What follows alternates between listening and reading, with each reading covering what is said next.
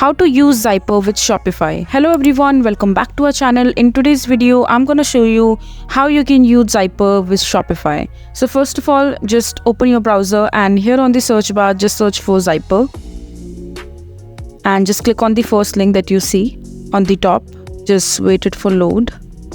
And here on the home screen, you just have to log into your account. And after that, on the left hand side, you just have to click on create new Zap. And first of all, you just have to select your trigger. So since you want to use Zapier with Shopify, you're gonna select Shopify and just choose event. I'm gonna click on new order and just click on continue. You also have to sign in to your Shopify account. So just sign in here. And after that, just click on the action.